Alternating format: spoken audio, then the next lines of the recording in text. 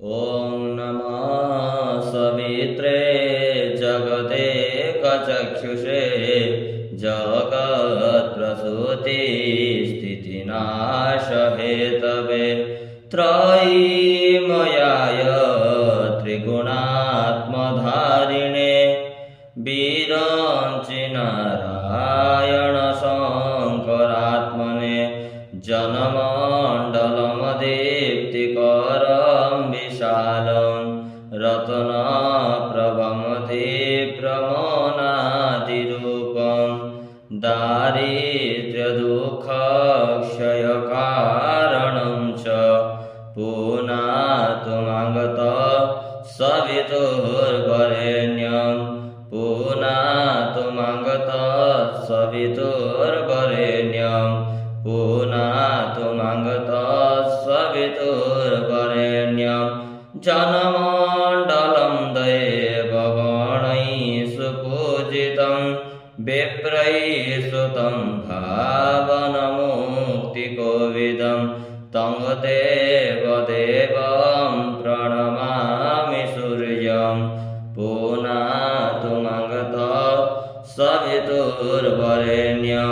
जनमण्डलं ज्ञानघनं त्वगम्यं त्रैलोक्यपूज्यं त्रिगुणात्मरूपं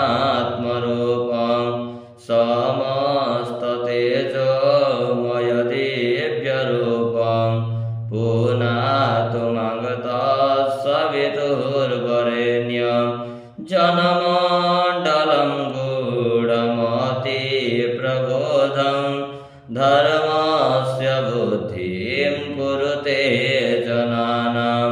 यत सर्वपापक्षयकारणं च पुनातुमागतः सवितुर्वरेण्यं जनमण्डलं व्याधिविनाशदक्ष्यं यद्रोग्यजोषामसु सम्प्रगीतं प्रकाशितमजेन च भूर्भुवस्व पुनातुमागतः सवितुर्वरेण्यं जनमण्डलं वेदविदो वदन्ति गायन्ति यच्चारिणः सिद्धसङ्गा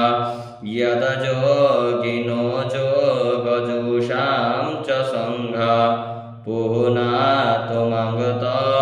सवितुर्वरेण्यं जनमण्डलं सर्वजनेषु पूजितं ज्योतिष्ठकुर्यादिहमर्त्यलोके यतकालकल्पाक्षयकारणं च पुनातुमागतः सवितुर्वरेण्यं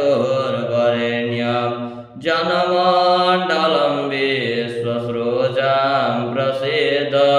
मुदपतिरक्ष्या प्रलयप्रगल्भं यस्मिन् जगत्संहरतेऽखिलं च पुनातुमागतः सवितुर्वरेण्यं